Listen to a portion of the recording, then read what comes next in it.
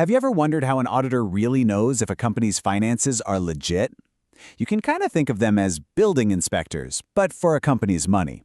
Instead of checking for cracks in the walls, they're searching for weaknesses in the financial systems. And today, we're diving right into the heart of how they do that, by looking at a company's internal controls. I mean, seriously, think about it. It's a massive job, right? You've got thousands, maybe millions of transactions, super complex systems, endless documents. It's a lot. So where on earth does an auditor even start? Well, it turns out there's a very clear, methodical process they follow. And this flowchart right here, this is basically our map for today's explainer. It lays out the 3 essential stages of how an auditor approaches this huge task. Think of it as their game plan, and we're going to follow it step by step, from top to bottom. So, our first stop on this journey isn't actually about digging into spreadsheets or counting inventory. Nope, it's about something way more fundamental: understanding potential dangers. The auditor's first mission is to put on their detective hat and figure out the risks a company is facing. That brings us right here to the very first box on our map. And the logic is super simple, right? Before you can check a company's defenses, you have to know what you're defending against. This is the absolute critical starting point. So what does assessing risk actually mean in practice? It's all about finding the financial weak spots. Where could a simple human error, or worse, deliberate fraud, completely throw the numbers off? By identifying these high-risk areas first, they can focus their energy where it matters most. Okay, so once the auditor has mapped out all the potential threats, what's next? Well, now it's trying to check out the company's shield, its system of internal controls. How is the company actually set up to stop these risks from ever becoming a reality? And that brings us to the big one, the huge middle box on our map, called internal control. This is really the core of the whole process. It's the entire system of rules, procedures, and processes a company uses to safeguard itself. And this is where it gets really interesting, because this big idea of internal control isn't just one thing. It's actually broken down into 5 distinct components. You can think of these as the 5 pillars that hold up a company's entire financial defense system. An auditor has to get a handle on every single one. So let's take a look. First up is the control environment. Honestly, just think of this as the company's overall vibe or personality. Do people follow the rules? Does leadership take ethics seriously? This tone at the top is the foundation for everything else. If this is weak, the whole structure is shaky. Next, we have the company's own risk assessment process. Now, this is different from the auditor's assessment we just talked about. This is all about whether the company is proactive. Is management actively looking for their own weak spots? And do they have a solid plan to deal with them?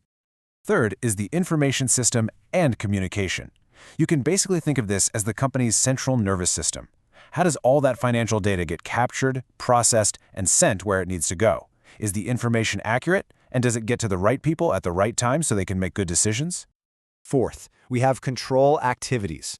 These are the boots-on-the-ground, day-to-day actions. We're talking about things like requiring a manager's signature for a big purchase, or making sure the person who approves payments isn't the same person who writes the checks, or doing regular bank reconciliations. These are the rules in action. And finally, number 5 is monitoring. Because, let's be real, a system is pretty useless if no one ever checks on it. This is all about how the company makes sure its controls are actually working as intended, day in and day out. Are they doing their own spot checks? Do they have an internal audit team? They need to make sure their shield has no holes. But here's a crucial reality check. Even the best, most well-designed system on the planet has its limits. People can make honest mistakes. And in some cases, a manager could potentially use their authority to override a control on purpose. An auditor always has to keep these potential limitations in mind. All right, so the auditor has identified the risks. They've dug in and understood the company's entire defense system, all 5 components of it. Now it's time for the final stage, the verdict. It's time to evaluate everything and decide how it's going to impact the rest of the audit. And that takes us to the very bottom of our map. All that detective work, all that analysis, it all funnels down to this: use and evaluation. This is the moment where the auditor's understanding translates into a concrete plan of action. And this slide right here perfectly sums up the consequence of that evaluation. It's pretty straightforward. If the controls look strong, the auditor can place more trust in the system. That means they can do less direct, hands-on testing of individual transactions. But if the controls are weak, the auditor just can't rely on the system, And that means they have to roll up their sleeves and do a lot more direct, detailed testing to be sure the numbers are right. So, we've walked through the whole process from the auditor's point of view. But let's zoom out for a second. Why does all of this matter so much? Not just for the auditor, but for everyone involved. Well, for the company, it's obvious. Strong controls protect their money, make sure their financial reports are trustworthy, and help stop fraud.